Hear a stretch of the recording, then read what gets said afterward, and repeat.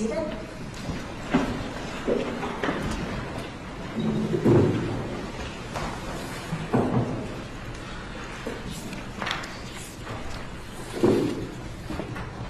So I think we were at the day of. Yes. Thank you, Your Honor. Just one quick housekeeping matter. Dr. Simi, over the break I was looking at your report, and in your report you talk about a website called the Donald.win. Is that what we were talking about before? Yes. Okay. Thank you. I want to turn now to the morning of January 6th.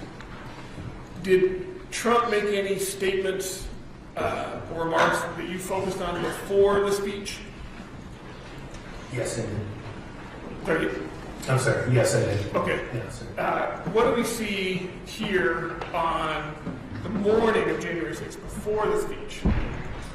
Two tweets from Donald Trump, both referencing Vice President Mike Pence. In the upper tweet, if Vice President Mike Pence comes through for us, we will win the presidency. Many states want to decertify the mistakes they made in certifying incorrect and even fraudulent numbers in a process not approved by the state legislatures. Mike can send it back. So, Professor Simi, when you read, then you're even faster. And I have the advantage of being able to see the court reporter struggle. Okay. So, My sincere apologies. we're just trying to protect the record. Sure. Did you get it?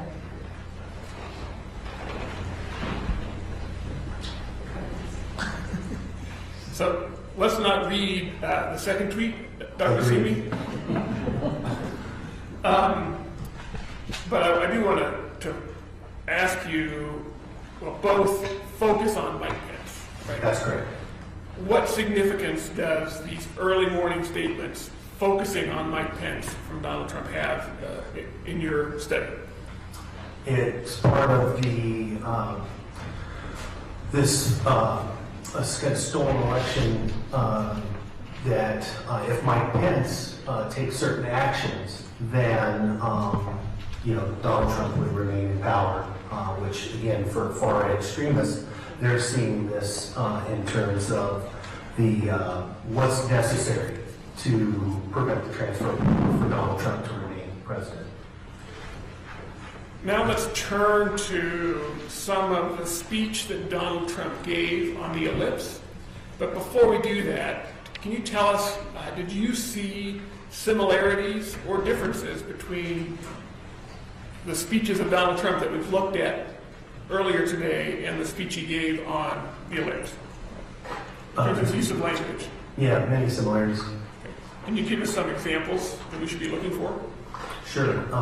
A certain aggressive words in terms of phrasing of things. The really strong emphasis, again, on this issue about an existential threat. The idea that something's going to be taken from you, your country, your culture, your way of life, these kind of themes that we've been discussing. Very prevalent. All right. Let's watch the speech, and then I want to ask you a few questions about it. Or portions of the speech. We will never give up. We will never concede. It doesn't happen. You don't concede when there's death involved. Our country has had enough. We will not take it anymore. And that's what this is all about. Because if Mike Pence does the right thing, we win the election. We want to go back and we want to get this right. Because we're going to have somebody in there that should not be in there, and our country will be destroyed, and we're not going to stand for that. And we're going to have to fight much harder. Now it is up to Congress to confront this egregious assault on our democracy. And after this, we're going to walk down, and I'll be there with you. We're going to walk down. We're going to walk down anyone you want, but I think right here, we're going to walk down to the Capitol, because you'll never take back our country with weakness. You have to show strength, and you have to be strong. I know that everyone here will soon be marching over to the Capitol building to peacefully and patriotically make your voices heard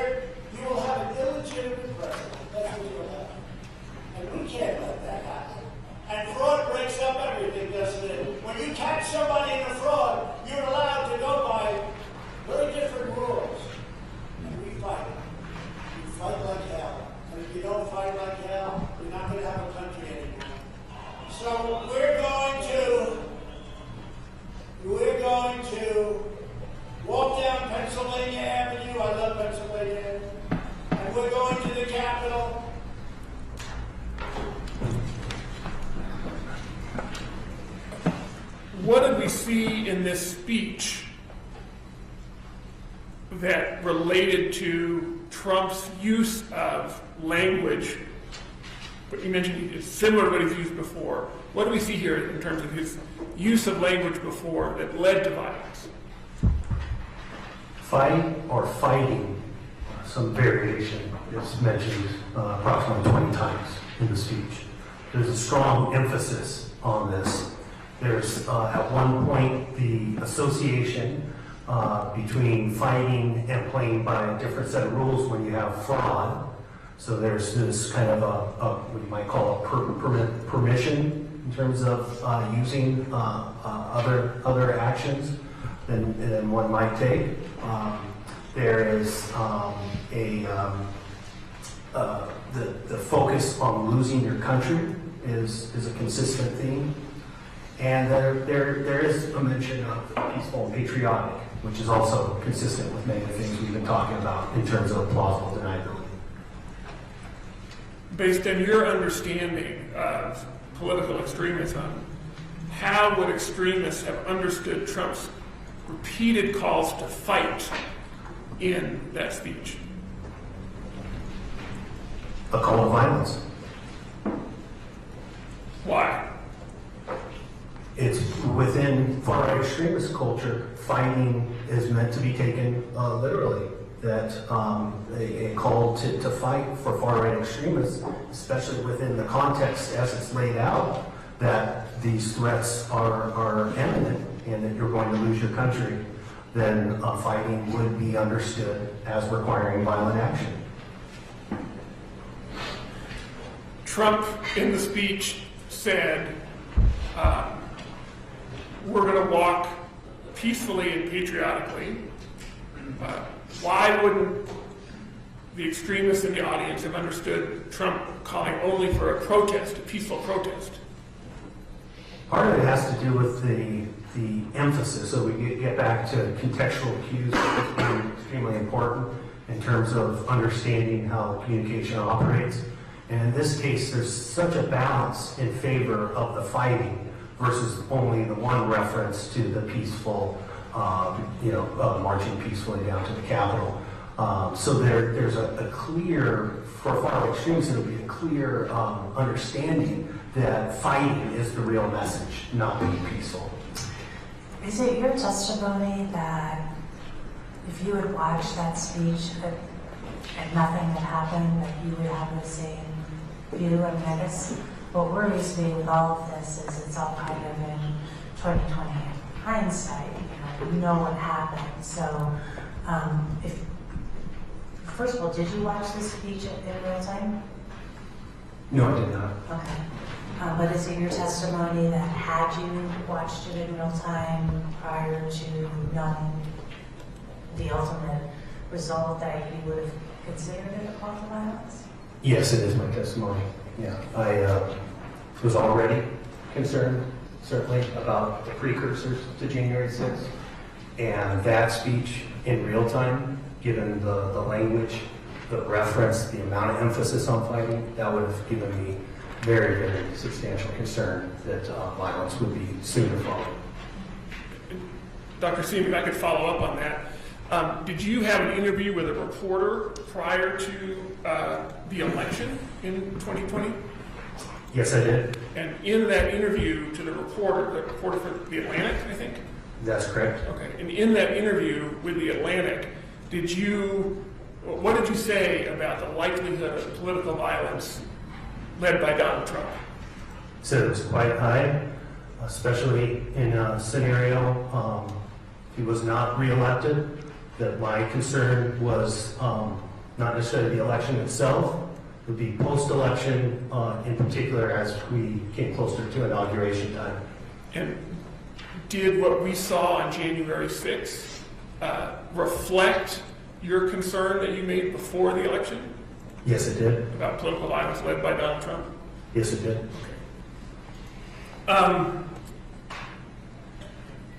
Now, we've heard some testimony that some of the Proud Boys and Oath Keepers already had a plan to attack the Capitol? You mentioned the 1776 return, sort of planning document. How could this speech by Donald Trump affect them if they already had a plan and are already executing the plan?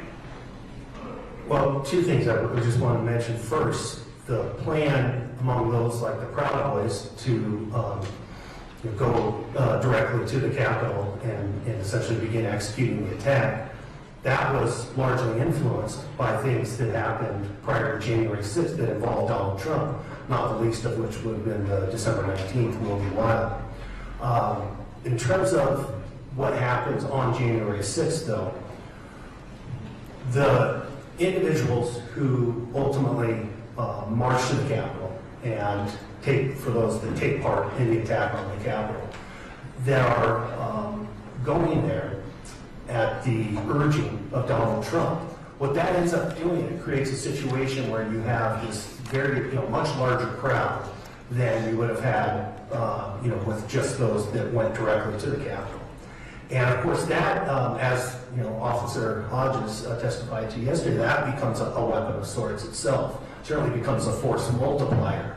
And so that large number of individuals who then appear at the Capitol, and some of whom then directly take part in the attack, all of that becomes, a reinforcement to those who went there directly.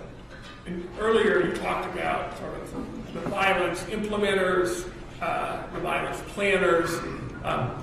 Remind us the term for the folks that are maybe open to it but don't show up with a plan. They're refer to them exactly in those terms. There's also the term sympathetic bystander, which would fit some of those who, marched to the Capitol as well, who may not have necessarily directly partaken in violence, but were there. And, as was, I think, illustrated yesterday, just the size of the crowd became, very substantial obstacle and prevented the Capitol from being protected. And you spoke, well, let me ask a threshold question first. Based on your review of what happened on January 6th, did the crowd have a unity of purpose that you saw? Yes, it did. Even though some were more prone to violence than others? Objection, leading your honor. Why don't you just answer the first question? The original question was, did the crowd have a unity of purpose that you saw? Yeah, yes, it did. I can go ahead and Can you explain? Yeah, sure. Certainly wasn't that every single person, there was some kind of single mind to the crowd. But you can see, as demonstrated in some of the video footage, some of the things that people said after the fact, some of the things we learned from some of the court documents, for example, you can see there were certainly a degree of unity of purpose in terms of coordination and cooperation and collaboration during the attack on the Capitol. Let's play some videos from the Capitol. And, Your Honor, P117 similarly is a list, is an exhibit that you deemed admissible. We'll play it just for demonstrative purposes here because it involves folks other than Trump. But let's play this video, and then I have a couple questions for you.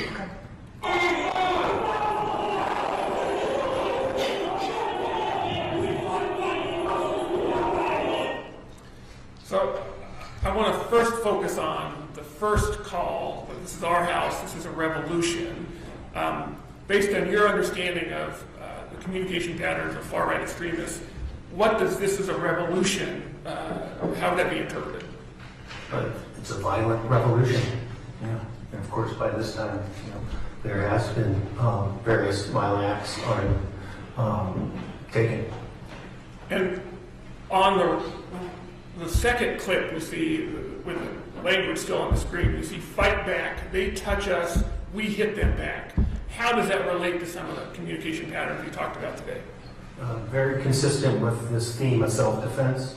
So framing the violence that one might be committing, but setting it up as necessary to defend oneself. And who's the they in here? of the members of the crowd that are saying that. No, I'm sorry. They touch us, we hit them back. Yeah, the police officers. Now, on the right, we see a flag flying there. We see two flags. What's the meaning of the symbolism in the bigger flag? Yeah, so it's a U.S. flag there, but it has a 3%er symbol in the blue portion. And then you can see in the background there's a Confederate flag, which is a pretty prominent symbol used among far-right extremists to represent the Confederacy in the U.S. Civil War. Now, did you see in your review of what happened at the Capitol, did you see other indicia that folks came planned to commit violence there? Yes, I did. Talk to us about what you saw that evidence that folks came planning to commit violence. Based on equipment the people brought, including weapons, but also things like tactical gear, headgear, various sorts of kind of preparation of things that would indicate a certain person had planned ahead of time that they would be engaged in violence. You mentioned weapons, and I believe Mr. Gessler yesterday said there were no weapons discovered at the Capitol. Were there weapons discovered at the Capitol? Yes, absolutely. What kinds of weapons? Wide range, certainly knives. There was, of course, flagpoles that were used as weapons. Officers, in some cases, had their own weapons taken from them and used. And then, of course, Your Honor, we're going to object to this. He's testifying on items that he has no personal knowledge of. Obviously, he's able to base an expert report and develop his opinions based on your say. But here, he's actually testifying as a fact to things he has no personal knowledge. To the extent that petitioners want to prove weaponry, they can use sources and whatever they seek to do, but they don't give any expert testimony. Your Honor, if I may respond. Sure. This goes directly to Dr. Simi's observation that many of the right-wing extremists at the Capitol came prepared to do violence, just like they brought tactical gear. The fact that they brought weapons supports his claim or his opinion and finding that the people were there with a purpose of committing violence and engaging in a violent political attack on the Capitol. And was this disclosed? Yes, it was on page 33 of this report. You just give me one of the page 33. Oh, sure, of course.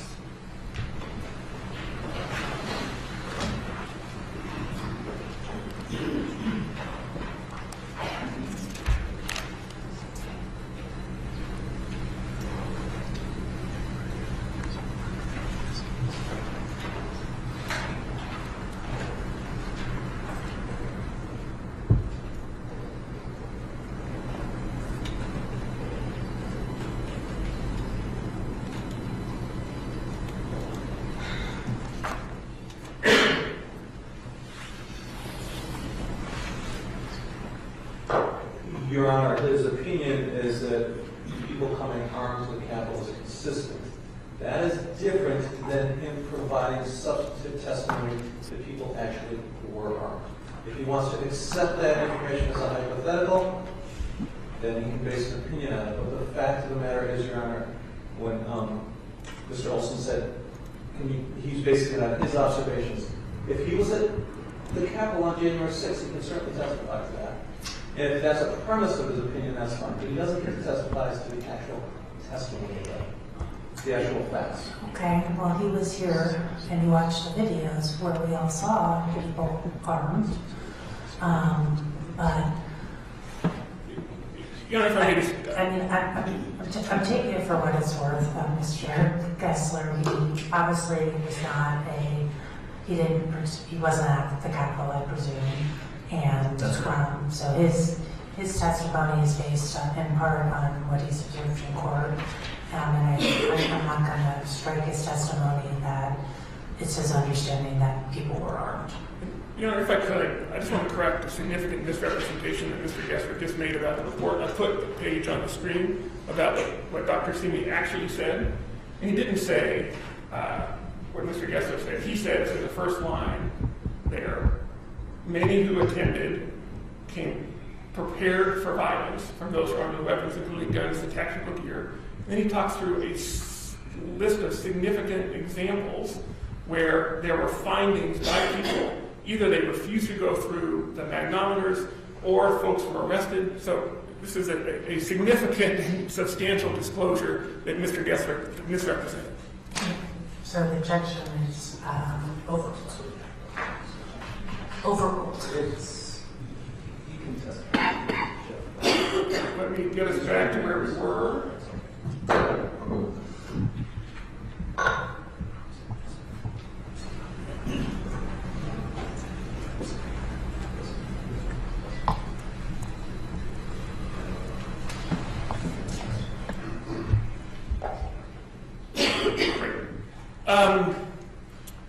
So this is, we'll pick up where we left off, Dr. Simi, just to reorganize. We talked about this slide.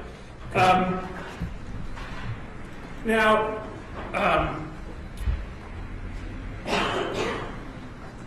in addition to coming armed and with tactical gear, was there other evidence that you relied on in understanding the mob's purpose at the Capitol? Sure, a variety of things, things that were, apparent on video footage, things that were learned after the fact in terms of statements that individuals made, and then of course, prior to January 6th itself, the information that was available in open source on social media about the plans in terms of committing an attack on the Capitol. So, did you review as part of your work a collection of sort of social media statements that participants at the mob made describing why they were there and what their purpose was? that's correct. Okay. I'm not offering this for admissibility, but just to talk about the basis for Dr. Simi's opinion. If I could bring up Exhibit P25 just to show the kinds of things he relied on.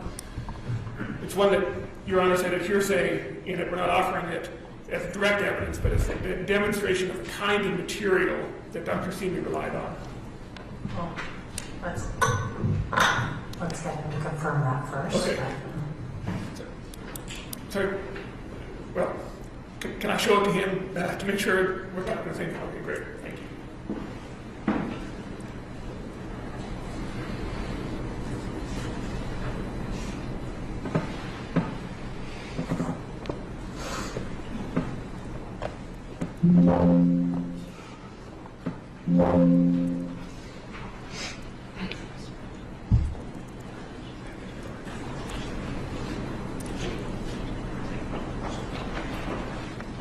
So, Dr. Simi, on the screen should be. No, this is, I'm sorry, I have the wrong exhibit. We'll move on. I apologize.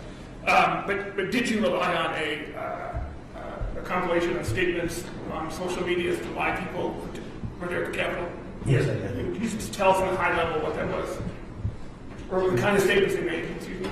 Yeah, to attack the Capitol to prevent the certification of the election results, to disrupt the democratic transfer of power. The democratic transfer of power.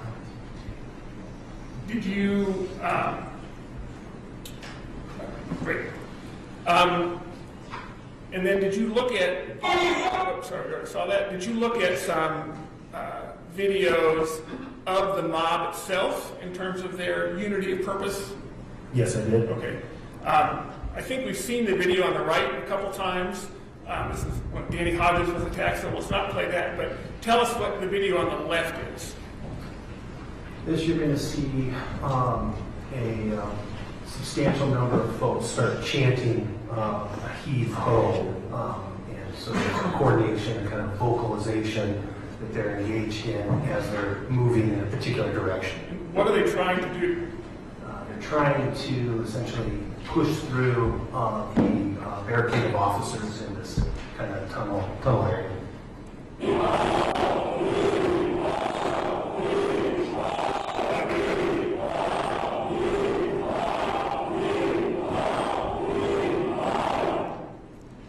And Your Honor, that was P21, and we, it's on the rejection was overruled. It was on the to be admitted exhibit list. We've moved for admission of P21.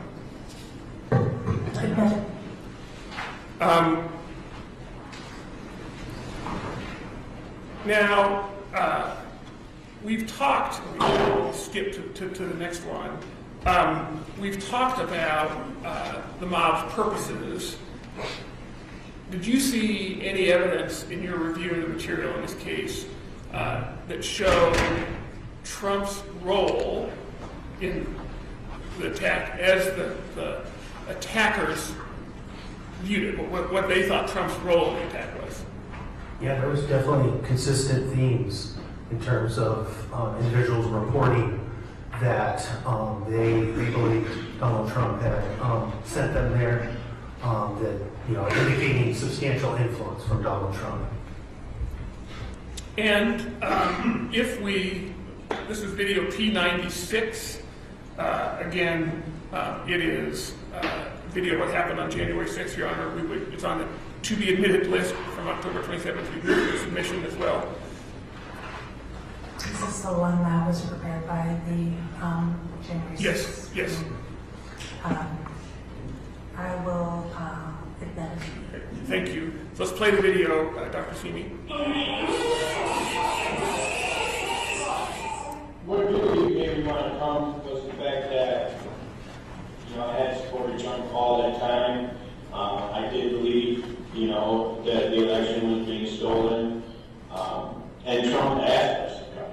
He personally asked for us to come to D.C. that day. And I thought, for everything he's done for us, this is the only thing he's going to ask me. I'll do it. We're going to walk down to the Capitol. Did you call President Trump when he going to Capitol during the speech? Oh, yeah. So that's what I'm disappointed. He said he's going to come, that he was going to be there. I know why I was there, and that's because he called me there, and he laid it out. What is happening in a duck? He laid it out. I remember Donald Trump telling you to be there. Are you having to support it? Did you mention the text of the president last week? Do you remember a specific message? Basically, I guess, for us to come to D.C. and big things are going to happen. What got me interested, he said, I have something very important to say on January 6th or something like that. Is what got me interested here. Trump has only asked me for two things. He asked me for my vote, and he asked me to come on January 6th. And in addition to this compilation put together by the January 6th committee, did you see other evidence of the stated purpose why people were there? Yes, I did. Okay. And actually, I think I had the right exhibit. I was just looking at the wrong page from before, so let's try this again. I apologize. Again, for demonstrative purposes only, Your Honor, let's look at P25. And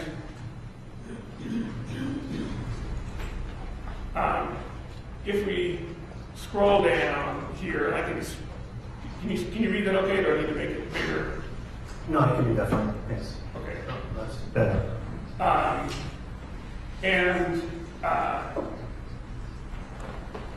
For instance, we see, is this part of what you looked at in your work on this case? That's correct. And we see statements like this that were collected as part of legal proceedings. I am here to see what my president called me to D.C. for. You see that? Yes, I see that. And then we see just sort of statement after statement of a similar name. You can just pull on this page. And like we see a statement here from a Watson about why they went to D.C. Are these the kind of statements that you rely on to see the purpose for why these folks went to D.C.? Yes, this would be consistent. Okay. Now, I want to turn back to the attack on the Capitol. And did we...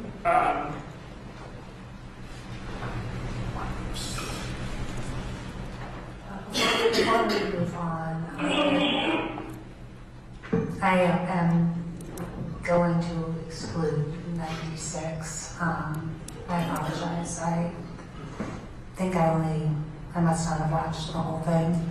I'm going to exclude it as hearsay. That doesn't mean if that's something that Mr. Simi would consider informing his opinions, that he can do that, but I'm not going to admit it into evidence. So 96 is excluded. Thank you, Your Honor. And just to make sure the record's clear, Dr. Simi, did you look at Exhibit 96 and other statements by folks at the Capitol as part of forming your opinion today? Yes, I did. Okay, great. Now, did Trump do anything during the attack that influenced the extremists engaging in it? I'm sorry, can you repeat the question? Did Trump do anything during the attack that influenced the extremists engaging in it? Yes. What was that? Well, there's the tweet we're looking at here, Donald Trump indicates that Mike Pence didn't have the courage to do what he was expecting and what he wanted, and that the fraud would not be rectified. Basically, that Mike Pence was supposed to rectify the stolen election, and that didn't happen. That did not happen.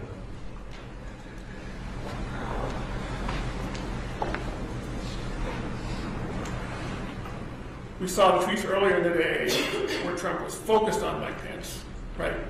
Yes, that's correct. And did Trump talk about Mike Pence's courage in the ellipse speech?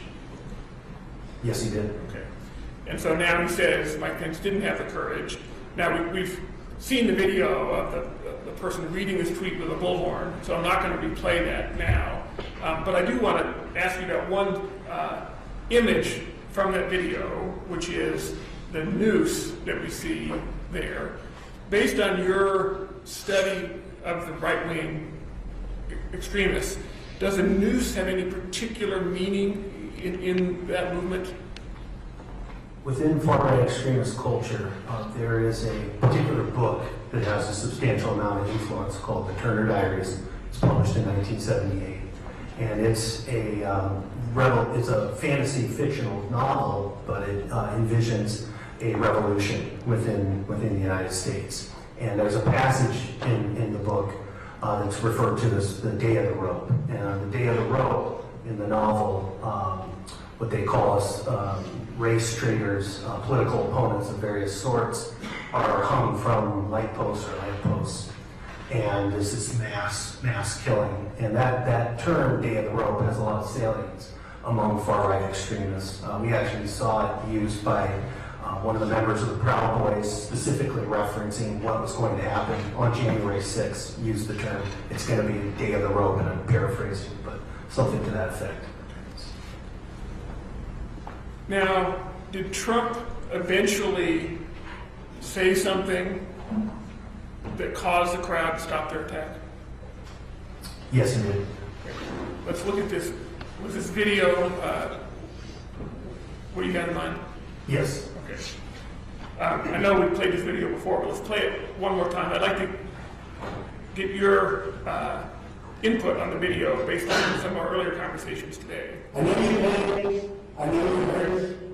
We had an election that was stolen from us. It was a landslide election, and everyone knows it, especially the other side. But you have to go home now. We have to have peace.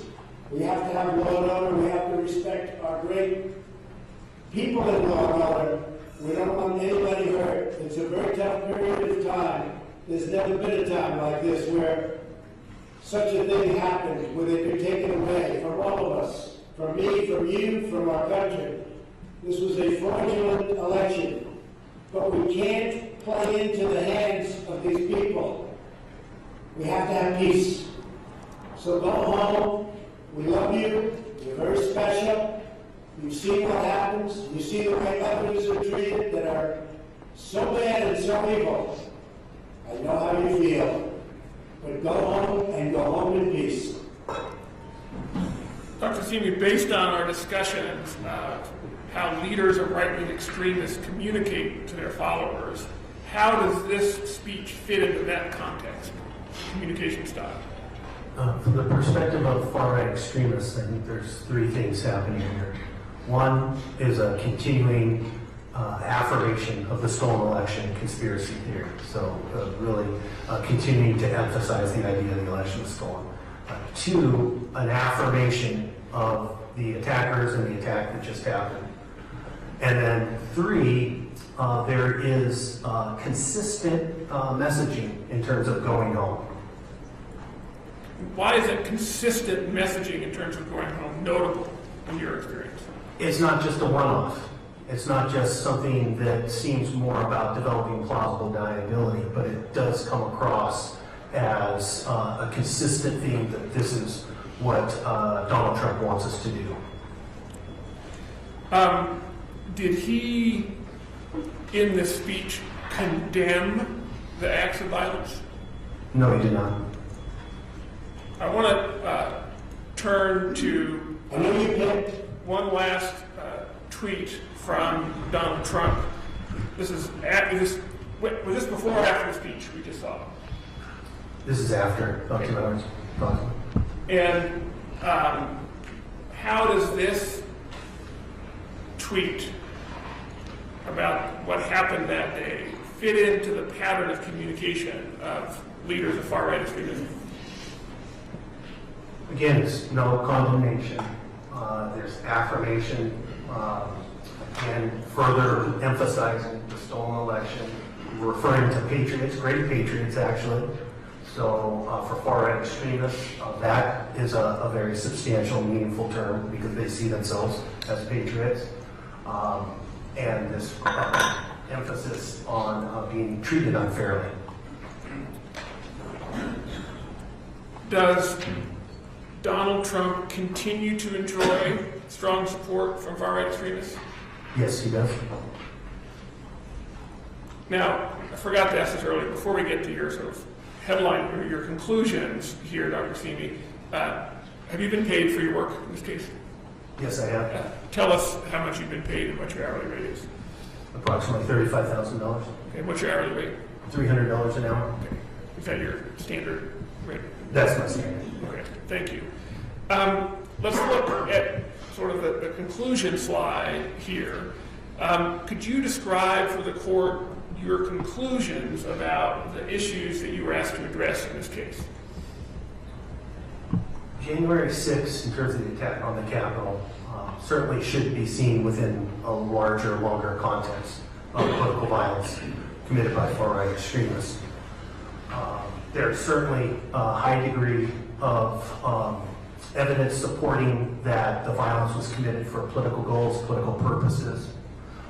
Certainly was a large number of people in planning and organization that was present, apparent in terms of the attack on the Capitol, and that the goal really was focused on preventing the democratic transfer of power. Now, within that context of far-right extremist violence, January 6th does have some unique aspects to it that are also important to underscore. So the size, the intensity, the scope would stand out in terms of what's represented by the attack on the Capitol. And thus, most notably, the role that Donald Trump played in terms of influencing the events. The nurturing of the violence ultimately committed in terms of the attack on the Capitol, that would certainly be distinctive from other types of violence committed by far-right extremists. How confident are you in your conclusion that Donald Trump played a central role in these events? Very confident. Why is that? It's in the evidence. It's from my years of studying how far-right extremists perceive communication, the relationship that they developed with Donald Trump over multiple years, the various signals, including everything from the things we've discussed at the rallies in terms of promoting or endorsing violence, the things done over social media, the messages in regards to various types of outgroups that are identified by far-right extremists that align with many of the things that Trump said over the years. So that relationship that was established and built really, I think, underscores how much influence he has for far-right extremists and how much they perceive him as essentially on their side or one of them. And in this pattern, repeated pattern of communications, do you have any doubt in your mind that Donald Trump is aware of the influence his words have on right-wing extremists? Seems pretty clear to me. I mean, I'm not in Donald Trump's mind, obviously, but the in terms of observable patterns, in terms of the repeated nature of the things we've been discussing, that's all pretty apparent. Your Honor, these are all the questions I had, but I wanted, if you had any additional things you wanted to ask Dr. Simi about, I wanted to make sure we covered those before I sat down. Well, following up on that last question about, how obviously you're not a mind reader, you don't know what President Trump was thinking.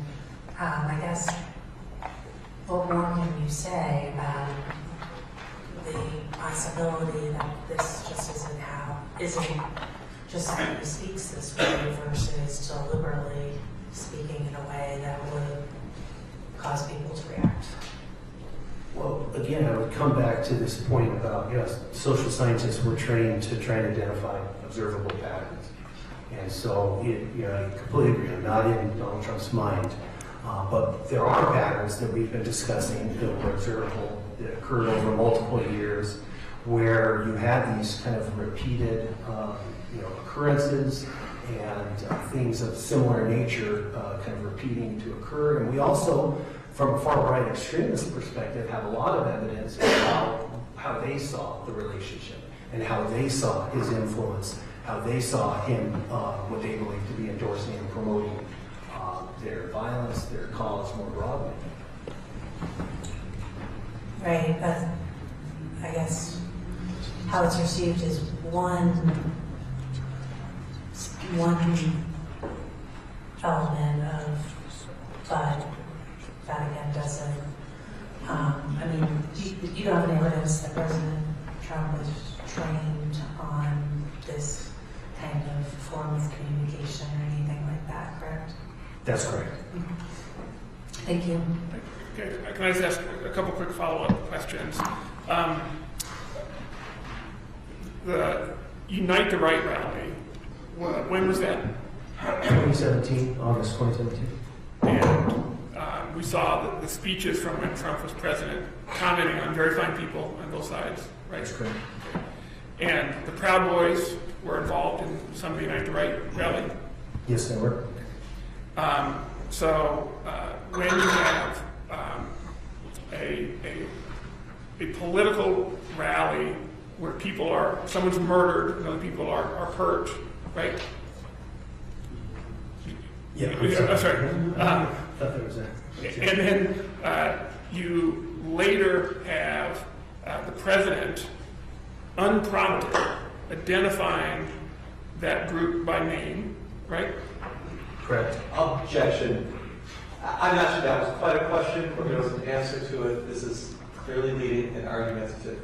Well, I'll rephrase my question. I'm going to sustain the objection, not on the argumentative part, but the leading. Okay. You just talked about patterns, observable patterns of the social scientist. That's correct. Okay. Is what we see between the 2017 rally, 2019 comment, is that an observable pattern or not in your mind? Yes, it's certainly part of one. Okay. Why is that?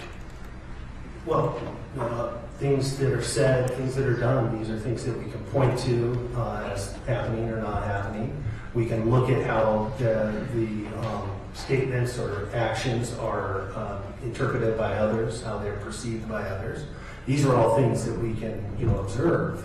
Again, when you're talking about being in somebody's mind, that's not really observed. But in terms of when you're talking about observable patterns, this is an example of one, right? Yes. Yeah, exactly. Great. Thank you very much, Dr. Simi. I have no further questions at this time. We may get to talk again after Mr. Gessler, but thank you. You're welcome.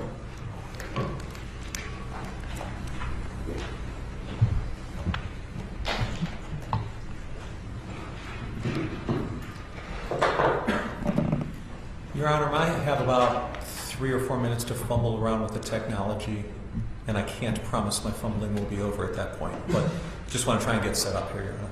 Okay.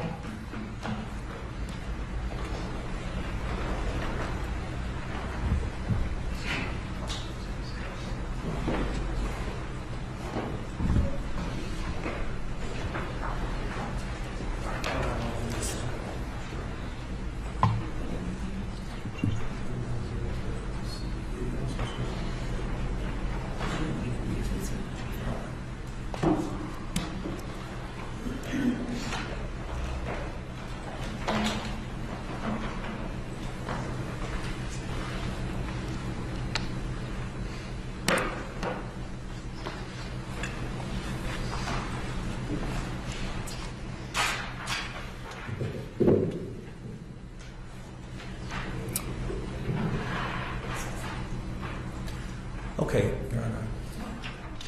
I'm just going to try and go somewhat technology for you. We'll see how that works. Good morning, Dr. Simi. How are you today? Doing well. Good. Good morning to you. We shook hands briefly yesterday outside the men's room, so thank you for being here. So since you've been a witness before, you know how this works. I'll ask you some questions. If I'm not clear on something, please just tell me. Sounds good. So I want to ask you a little bit about your methodology here. So it says that about 217 interviews, you said, on far right-wing extremists? That's correct. And over how many years is that? Beginning in 1997. Okay. So over about 26 years. Yeah. Okay. That's right. And 14 of the Proud Boys, Oath Keepers, and 3 percenters. Is that correct? That's correct. Okay. And how many of those interviews were people who participated in the January 6th riots? So it sounds like a simple question, sir. It's a little bit complicated. There's institutional review board regulations that provide confidentiality. So I certainly wouldn't be able to name individuals that I interviewed. I don't know if that was, if that's kind of where you're going with the question. Was that where you were going? I may, but probably not. Okay. I took the question just as being whether the people in your 14 were involved in the January 6th protests. None to my knowledge. However, it's certainly possible that, obviously I don't know the identity of every single person, that participated in January 6th. So, right. None to my knowledge. So you may have interviewed person A, and that person may have shown up on January 6th, but you just don't know. That's right. Okay. Yeah. So it'd be fair to say that you interviewed these people well before January 6th, those 14? Yes, that's correct. Okay. Did you interview any participants, far right-wing extremist participants in the January 6th, after January 6th? No, I have not. Okay.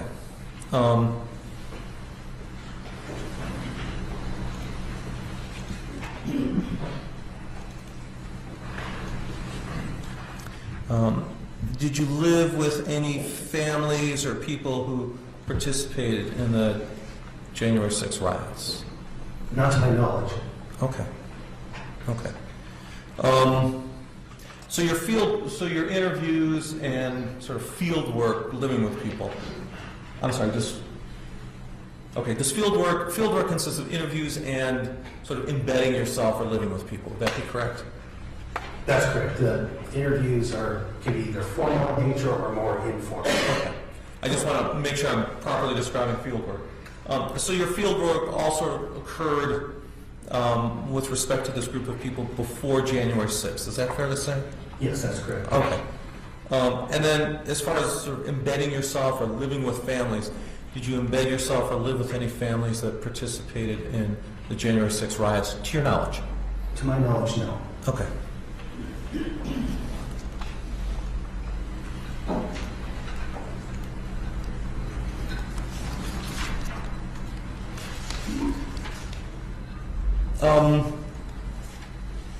as far as the archives go, so which archives did you rely on here?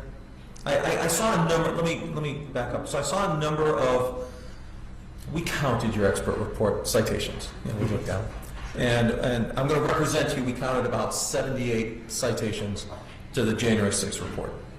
Does that sound about right to you? I counted the same number. Well, that's good. Thank you for answering the question that way.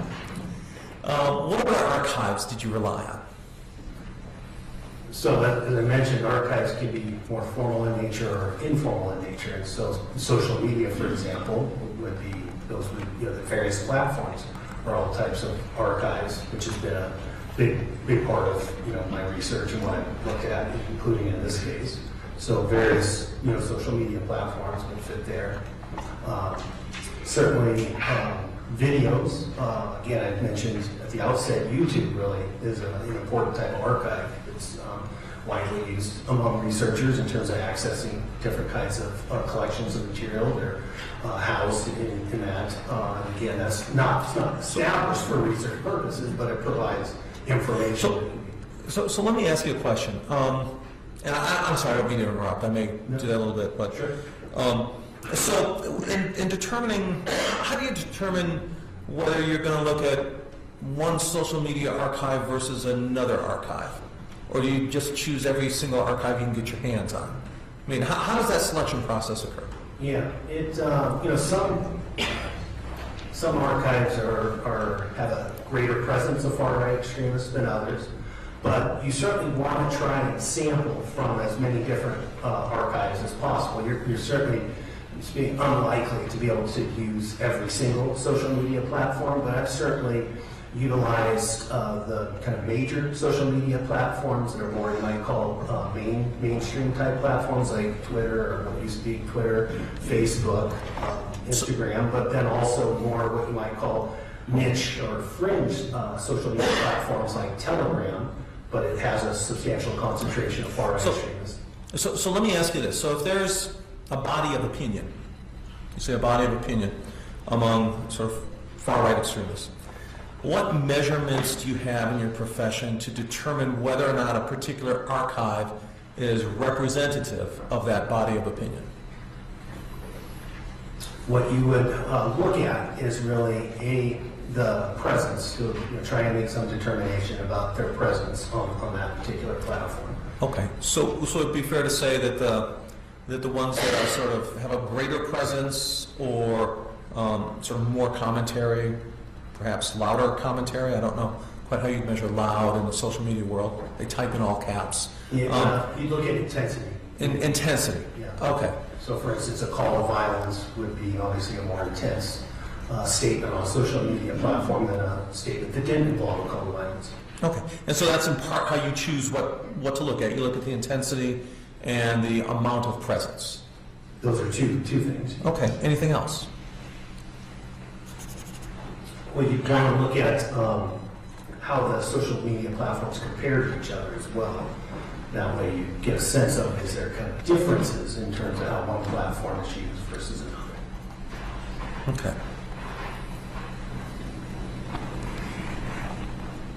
And is any one platform, in your experience, more representative of sort of the body of far right-wing opinions? I don't think there is. I mean, in my opinion, and certainly in the literature, there's never been, to my knowledge, any kind of published scholarly identification of one platform being most representative. Okay. So I want to apply that, maybe take it down one level for the January 6th rioters. Okay. Did you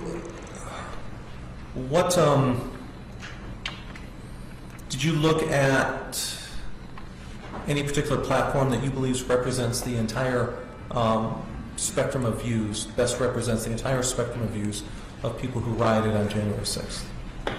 Well, I don't think there is one single platform, but I certainly looked at a number of different platforms, yes, to include some of the ones I've already mentioned, Telegram, for example. And you chose those platforms in part based on the intensity of the commentary on there and the volume of commentary. Is that fair to say? In part. Not quite. I just want to back up on the intensity. The intensity is something you look at in terms of no matter what their presence is on the platform.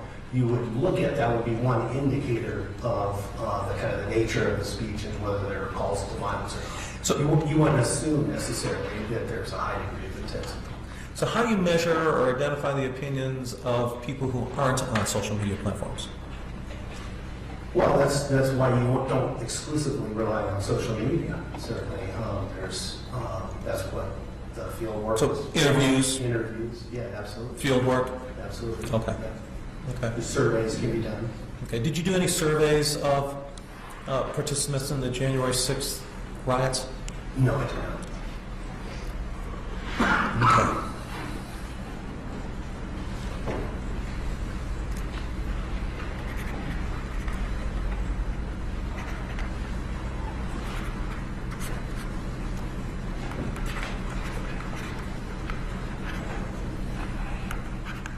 So you looked at social media platforms, you looked at the January 6th report, correct?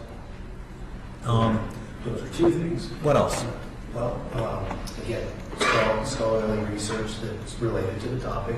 Certainly looked at. May I interrupt you just for a second? So what scholarly research did you look specifically with respect to January 6th? Oh, I'm events? sorry. I thought you meant political violence more. No, I understand. But I'm talking, that's why I interrupted you, redirected you. Sure. So specifically with January 6th, I saw that you wrote a scholarly work, have published work on that, is that correct? That's correct. Have you consulted any others? Yeah, oh yeah, absolutely. We certainly have looked at other expert testimony in regards to. For this report? What's that? For the report that you Yeah, produced for the today? report. Yeah. Okay. Archive of expert testimony. Okay. So you looked at other people's opinions on January 6th? That's correct. Okay.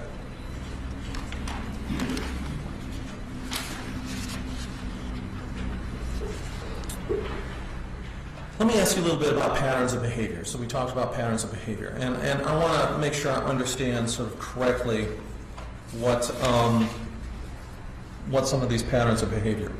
Well, one you said was sort of conspiracy belief in conspiracy or shadowy forces. Yeah, that's a central core belief. Okay. And the us versus them. That's a central dynamic within. Sort of an anti-democratic ethos is what you call that, authoritarianism? That would be another element. Okay. You said violence. As a practice, yes. That's Okay. And then you talked about using various communication strategies. That's correct. Okay. Now, I want to take each one of those. My understanding is, from your testimony, is that probably except for violence, a lot of these others are sort of commonly used in political discourse by others. Is that fair to say? There's generic features of social life, human behavior, which is what makes them so powerful. Okay. So, for example, conspiracy theories and shadowy forces, is that that would be fair to say is often used in political discourse, correct?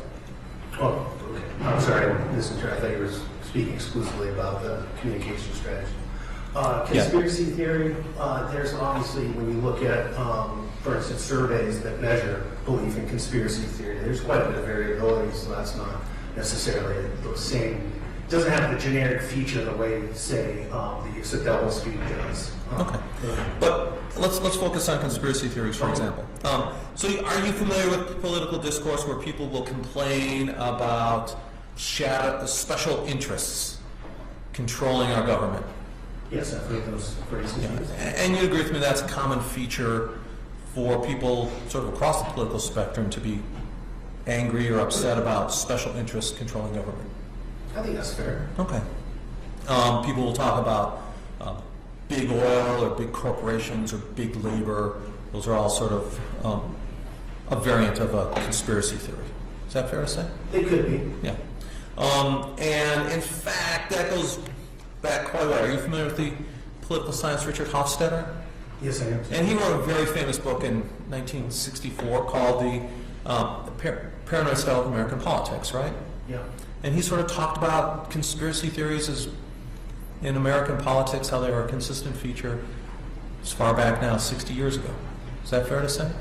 It is. Okay. And the group of scholars that Richard Hofstadter was associated with did identify, though, that what they call right-wing radicalism was especially kind of characterized by conspiratorial beliefs. But they also said that it was a common feature throughout American politics. Yeah, fair enough. Okay. How about, let's talk about us versus them. That's, be fair to say that that's a common theme in American politics as well. Would that be fair to say? Yeah. Okay. Democrats are angry at Republicans. There's an us versus them element, and Republicans can get angry at Democrats. There's an us versus them element. Fits both sides of the political spectrum. Is that fair to say? Sure. What we're talking about here is us and them when it's associated so closely with violence, which Understood. wouldn't be a common feature. Understood. Yeah. But I'm trying to isolate each one to get a better sense of this. Sure. Please be careful about speaking one at a time. I'm sorry. And then an anti-democratic ethos or authoritarianism. I think you would agree with me that that's also a very frequently occurring or common feature in American politics. I don't know that I would agree with that. Okay. So would you agree with me that people on both sides of the political spectrum are sometimes frustrated and say that the legislature or Congress can't be trusted? That's a statement I've heard from various political orientations. Okay. You've heard, in fact, we've heard presidents talk about how if Congress isn't going to do something, they're going to take matters into their own hands. We've heard that from both sides of the spectrum. Would that be fair to say? Is that, can you repeat that? We've heard that from both sort of political parties, but presidents who get frustrated with Congress not moving forward on legislation talk about how they're going to take things into their own hands. Okay. Yeah. Okay.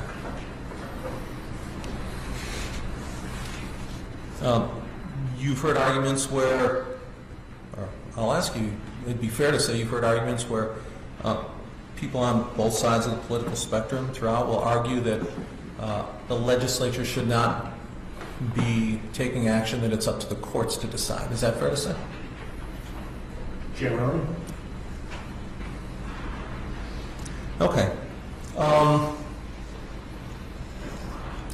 And so your point is that the thing that characterizes far-right extremism is that they have sort of these elements, and then they add to it the mix of violence. Would that be fair to say? Yes, that's a defining feature of extremism. Okay. A close relationship to violence. Okay. Let's talk about communication strategies. So you talked a little bit about doublespeak, correct? That's correct. And if I remember correctly, you said that we sort of all do doublespeak to some effect.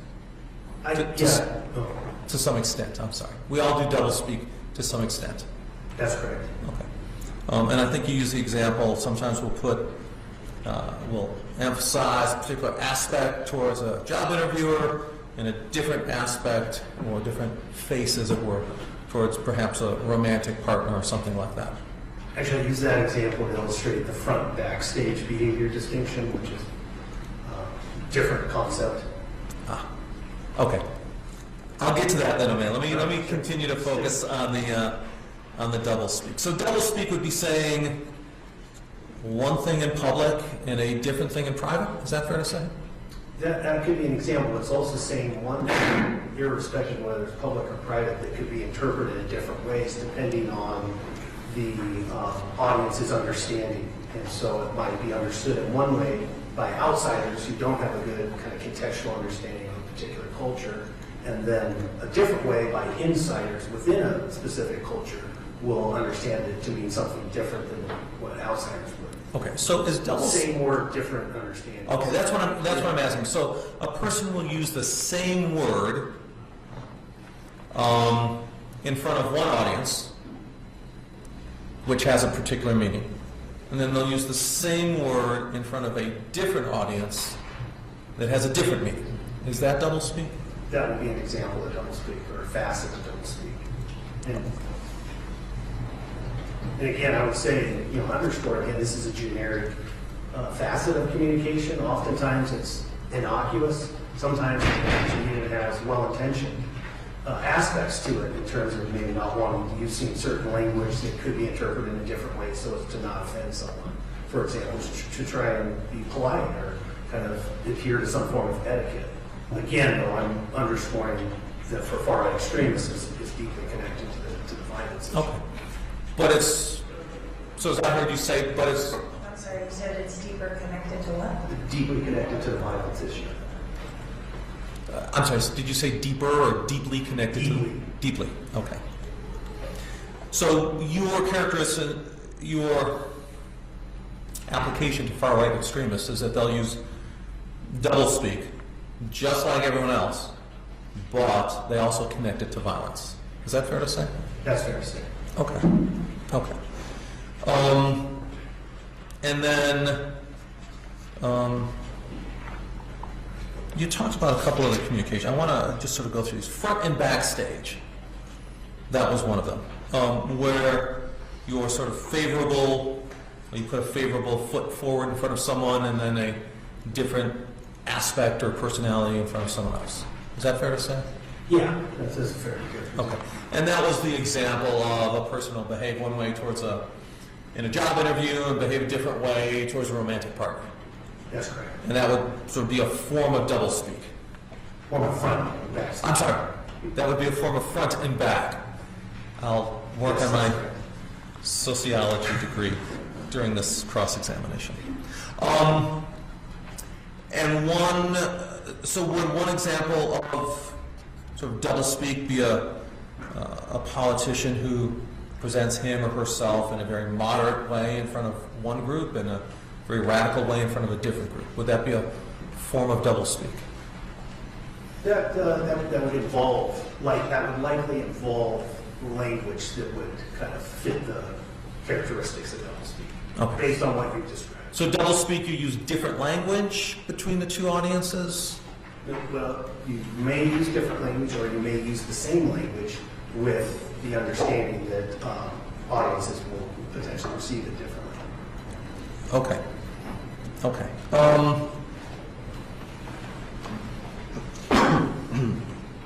So I say okay, but I'm not understanding. Okay. So doublespeak, why don't you give me doublespeak in your words, and let me go from there. Sure. I mean, we talked about 1776, for example.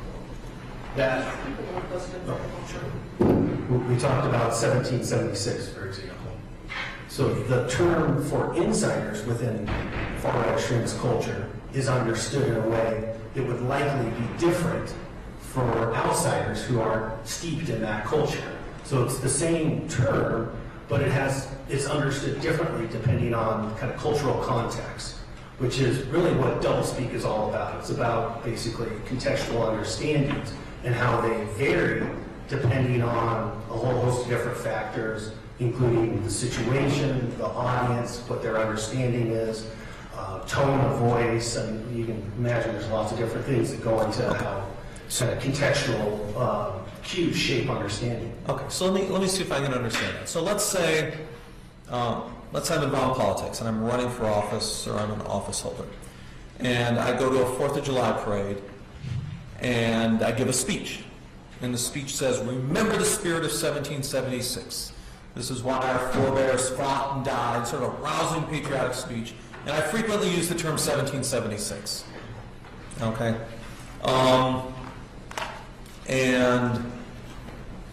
And there's far right-wing extremists in that audience. Okay?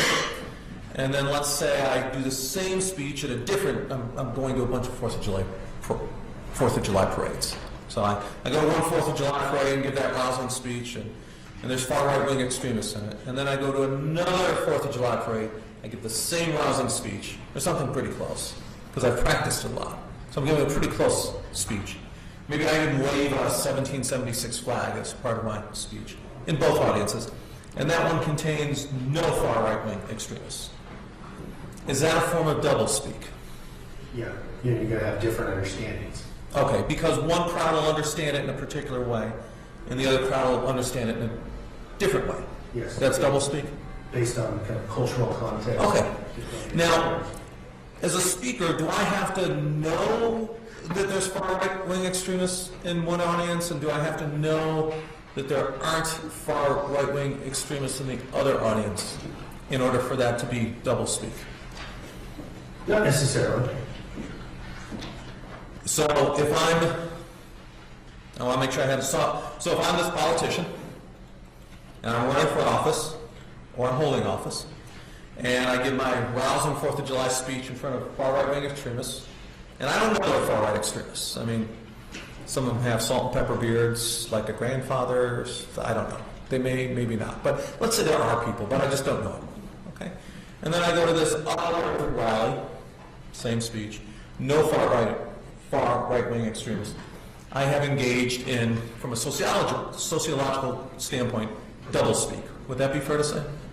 Well, what I've described here in terms of far-right extremism is the doublespeak tends to be, intentional. So, when you describe something that may not be intentional. I understand, and I've been very clear on my hypothetical where it's not intentional. But I'm asking, is it still doublespeak if it's not intentional? Well, it may have similar consequences. So the consequence of the effect of it, in terms of how it's received, and that would constitute an aspect of doublespeak. It wouldn't be kind of true doublespeak without more of an intentional aspect to it. Okay, so it would be fair to say it's characteristic of doublespeak, but absent intentionality, it's not true doublespeak. Is that fair to say? As far as how doublespeak is practiced by far-right extremists, it's associated with a high degree of intentionality. Okay. So far-right extremists will be intentional about how they do that? Part of the culture. Okay. But you can have someone doing the same thing unintentionally, and they're not a far-right extremist. Let me rephrase that question. That's a terrible question. So you're saying far-right-wing extremists, they're intentional about it, correct? Within far-right extremist culture, doublespeak is used in intentional fashion. Okay. And so it's fair to say that when you define doublespeak with respect to far right-wing extremists, you're implying intentionality, that the speaker intends to have a different effect on different audiences. That's correct. And part of that has to do with the violence aspect. Right. And to some extent or it would imply that the speaker knows that there's different audiences, and that's why he or she is using the doublespeak, because they understand their audiences. Or they may suspect. Or they may even suspect. Yeah, they may not be sure about potential differences, but they may have some reason. Okay. And, all right, so you have to understand the intentionality first before really understanding whether it's a far right-wing speaker using doublespeak. Is that fair to say? Can you rephrase that question? So you need to understand intentionality before you can understand whether a far right-wing speaker is actually using doublespeak. Well, you can observe the practice. So the practice certainly can be observed. Okay. So you can observe the practice and you can say, well, one audience here, one audience there. It correlates. It correlates with doublespeak. You can say that. Correlates, consistent. Okay. But you don't really know if that speaker is engaging in doublespeak absent some understanding of their intent. Yes, that's why the field work and interviews is so important. Also, Absolutely. the archival material, in some cases, will oftentimes betray intent in some fashion or another. That's the example of Ronald Reagan. As the example of, I'm sorry? The example from the Organizing Unite the Right that we discussed earlier, when he was talking about how humor is used in terms of a way to establish uncertainty among audiences, so folks don't know when they're seriously promoting violence versus joking about it. Okay.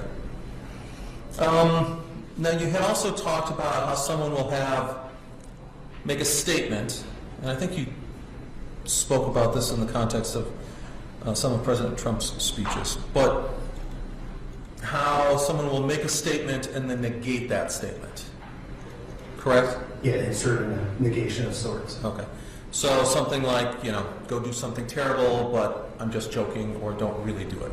Would that be an example? That's a fair, the video clip we saw of Nick Fuentes doing that. Okay. And you say that's very common among right-wing extremists? What we found in our research is what a number of other scholars have found. Okay. I'm sorry, what was the last, you said? That's what, a number of other scholars have found? Oh, Sure. Okay. And I think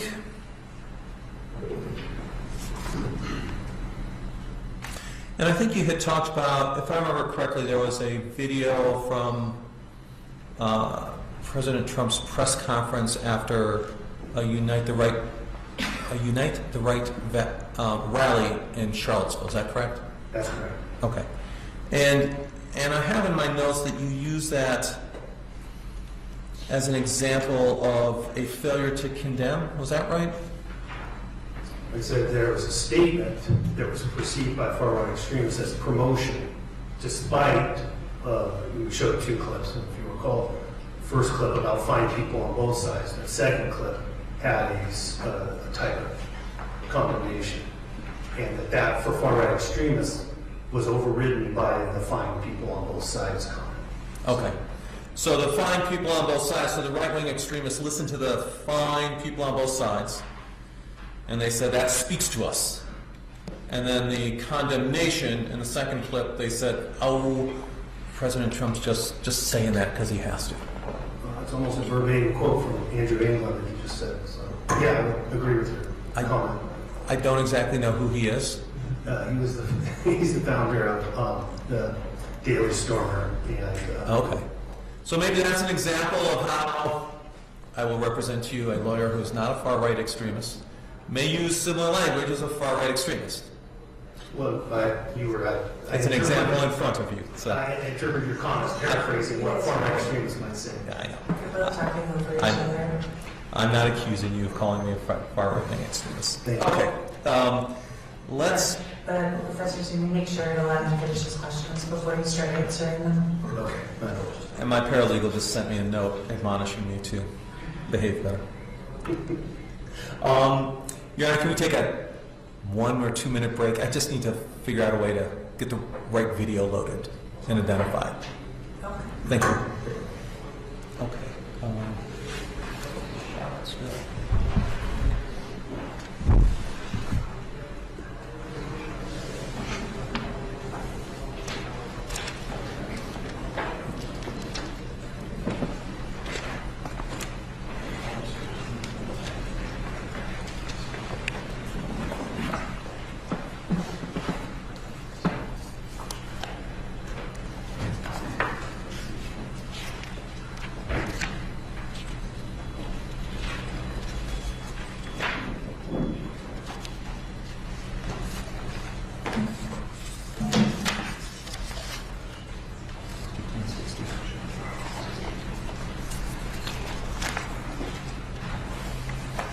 So I'm going to show you a clip, and I think this was the clip that you testified about earlier.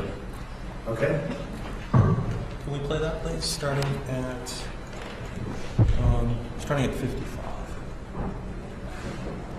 Saying is this: you had a group on one side.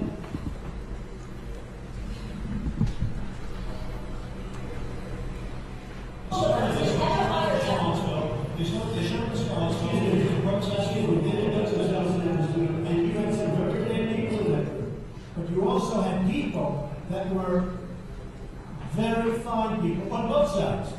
You had people in that group, excuse me, I saw the same pictures as you did.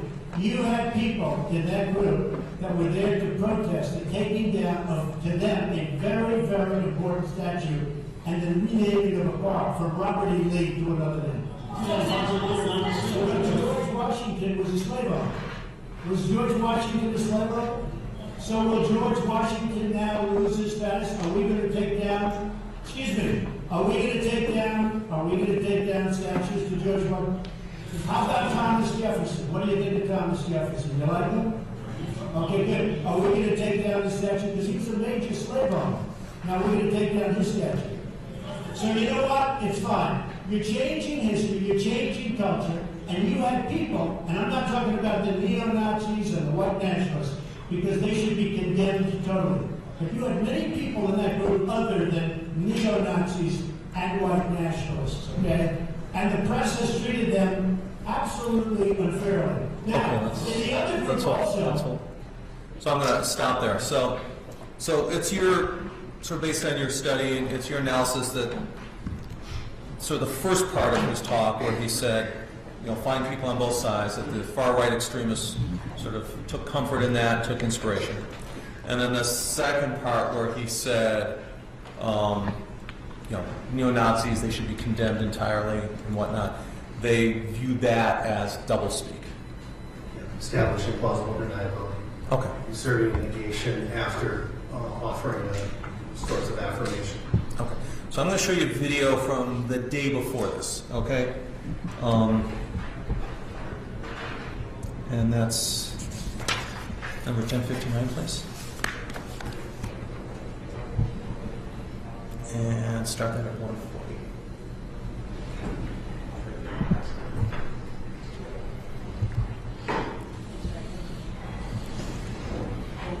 Yep, 140.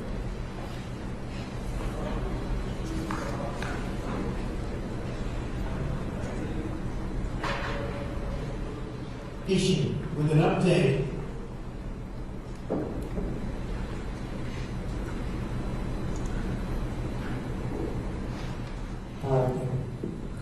And wounded 20 others.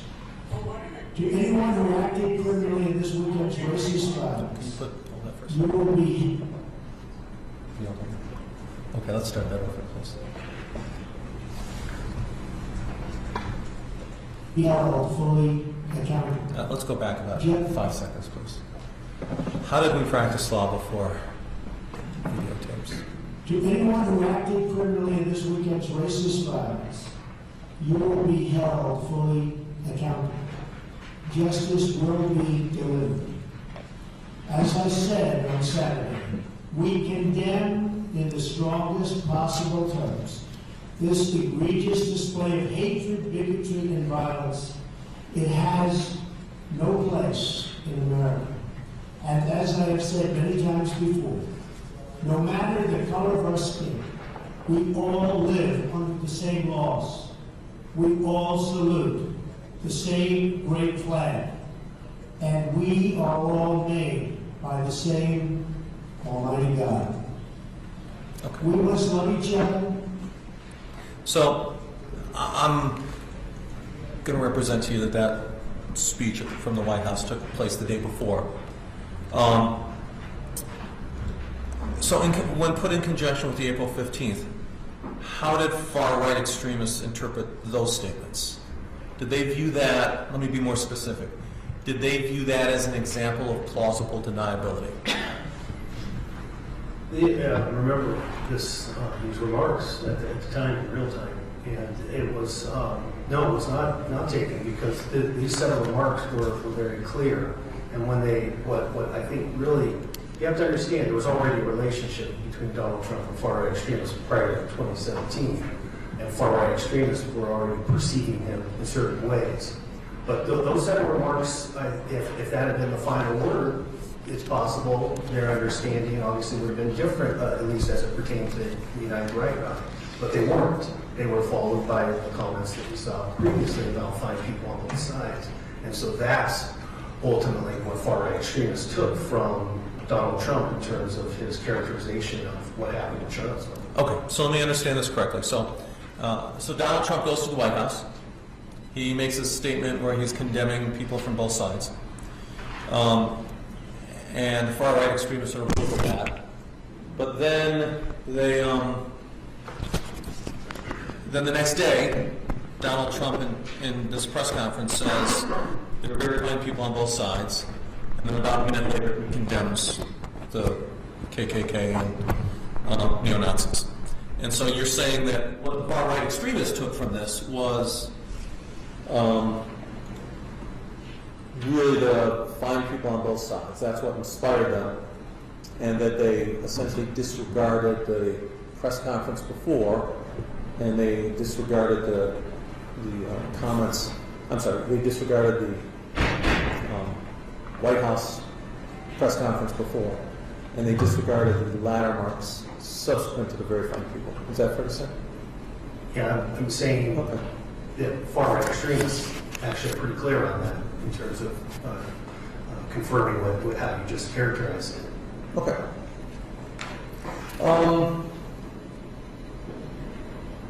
So I guess, the analogy that came to my mind is, did you ever see the movie Dumb and Dumber? I never have. Okay. I'm going to describe to you a scene. Maybe you've heard the scene. There's a scene where sort of the protagonist, I think he's played by John Kerry, he's the guy who's, I don't know if he's the dumb or dumber guy, but he's talking to a woman he has a crush on. And he says something along the lines of, if we were the only people left on Earth, okay, would you like me? Would you want me? And she says, well, maybe something along the lines of 1 in a million chances. And he gets this big smile on his face, and he says, so you're telling me there's a chance? You ever hear that scene? Vaguely familiar, but not any. Would that scene sort of describe a far-right extremist, where they're always looking for something to latch onto that they believe inspires them, and will disregard any other evidence to the contrary? No, I don't think that's consistent with the pattern in terms of the relationship between Donald Trump and far-right extremists. Now, I will say, going back to Unite the Right and Fine People, we have to put that in context in terms of him saying fine people. This is not something far-right extremists are used to hearing coming from the President of the United States, and so that did have a substantial overriding effect, and I think you can understand why, given their views typically of politicians, conventional politicians. And so I think the way you just characterized it is not really consistent with that history in terms of the relationship between Donald Trump and far-right extremists. Okay. Let me ask you about the 1776 again. I think you had said that sort of far-right extremists view the number 1776, or the phrase involving 1776, as a call to violence, right? Within their circles. Yeah. And it's sort of, and you use that within their circles in certain contexts. And you said that it takes time for someone to develop that understanding. Was that correct? Yes, I said that in terms of how culture operates, in terms of the more people become immersed over time, the more understanding they'll develop. So if I'm someone who's not part of the far right-wing extreme movement, and I see the number 1776 or the spirit of 1776, it's unlikely I'll view that as a call to violence. Is that fair to say? Yes, I think that's fair to say. And then I start hanging out with these far-right extremists, and they start using this term, 1776, and it'll take a while, but eventually, if I subscribe to the far-right extremism, I'll view that as a call to violence, a coded call to violence when it's used. Well, the amount of time it takes is going to vary a lot, depending on a whole host of different factors. There's no formula, certainly, that says it's going to take X number of hours or days, weeks, or months. It's going to depend on how much exposure a person has, the types of exposure. But generally speaking, yes, as a person becomes more familiar with the culture, they'll start to develop an understanding. Okay.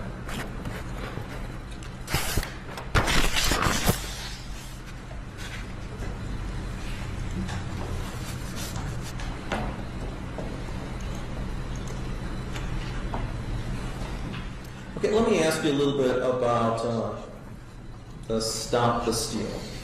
Okay. Is it your testimony that talking about stealing a stolen election is consistent with far-right extremism? The word stolen, in particular, the idea of political corruption, the idea of fraud, that these have high degrees of salience within far-right extremist culture.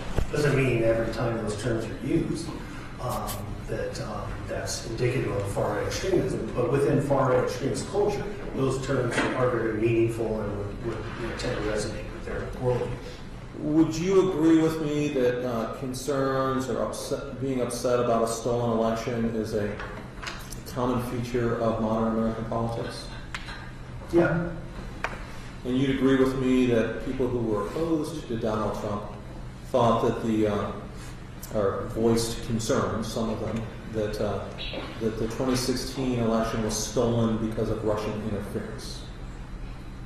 Yeah, I am familiar with those claims. And that, in fact, there was an election in Georgia in which the person who lost, she argued that the election wasn't valid and was essentially stolen because of voter suppression. Do you remember that? I do remember that. Okay.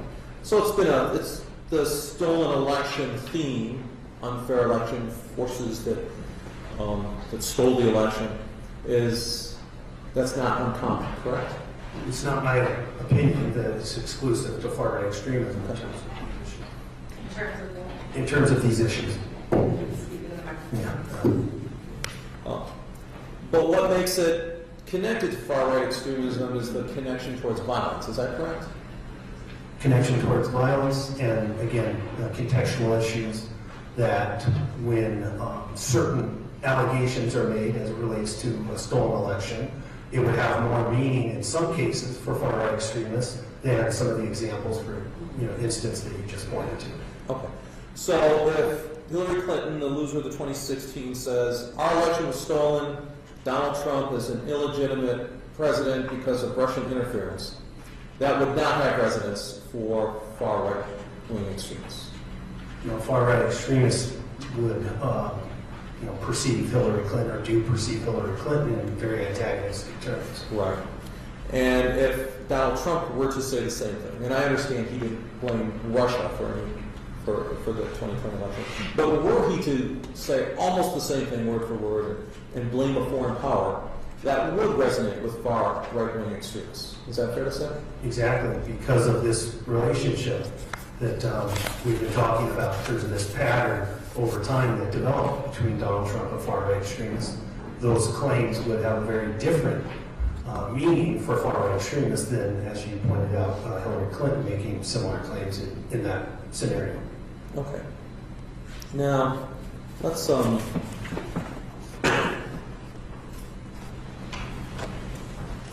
Your Honor, before I continue, I would like to move to admit the exhibit. I believe that's 1060. I'm sorry. Let me make sure I have my numbers correct. Yeah, I believe number 1060 has already, that's the same video that's already been admitted, the press conference. And we move to admit number 1059, the press conference at the Oval Office. Admitted.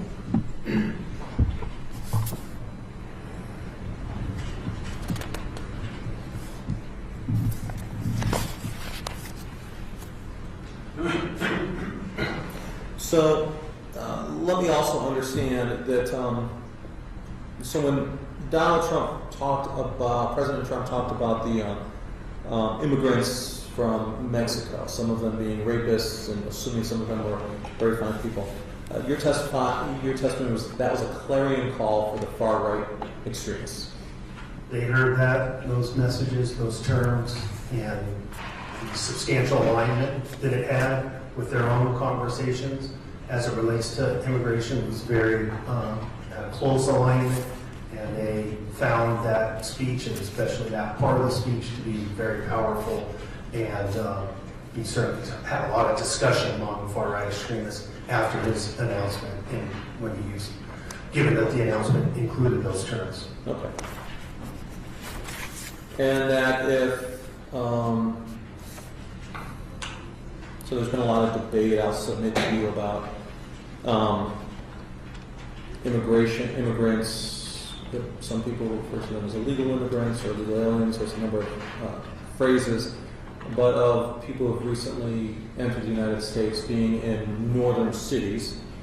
And there's mayors that are sort of getting upset by that. If a mayor like that, let's call it a Democratic mayor, someone who's not viewed as conservative or sympathetic to the far right. So if a Democratic mayor were to use those same words, would that be a clarion call to the far right?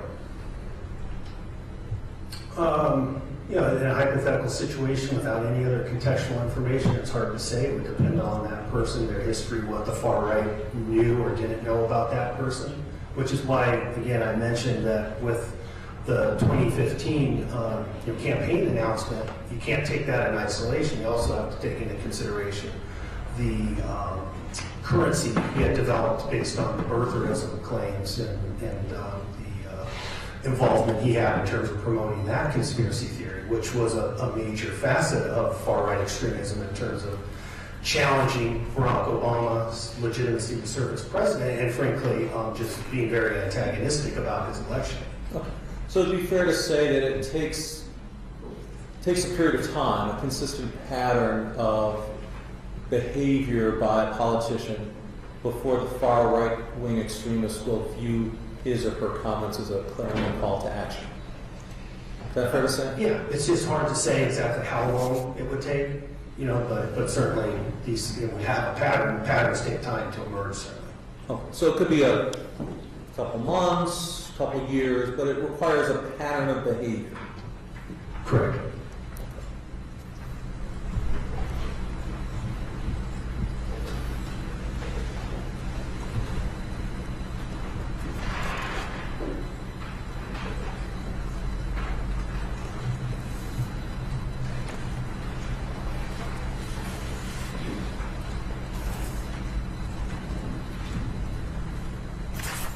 I'm going to be jumping around a little bit, so I will apologize to you perhaps for a lack of thematic development. No problem. I want to go back to sort of the deniability.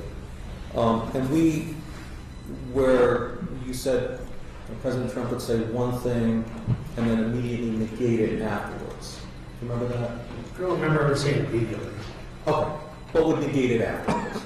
That's a common feature for far-right extremist leaders in general, and much of what we've been discussing fits that pattern in terms of the relationship between Donald Trump and far-right extremism. Okay. I'm going to show you a video and ask you if certain speech, if that fits the pattern. And we take Your Honor, I may take a few minutes here, so I apologize if I did.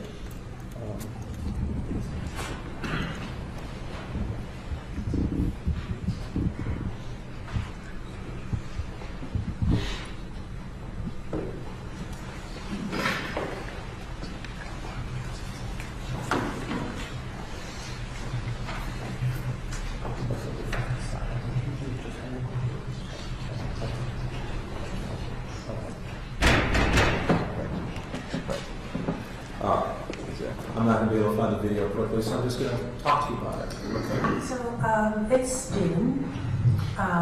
So respite to find my videos. I'm going to give you a Hail Mary here to find all your videos, so you're not eating away time on finding videos. Thank you. So why don't we just reconvene your cross at 1 o'clock? Okay, thank you. We're off the record. There's that sitting up pretty good. I know, I saw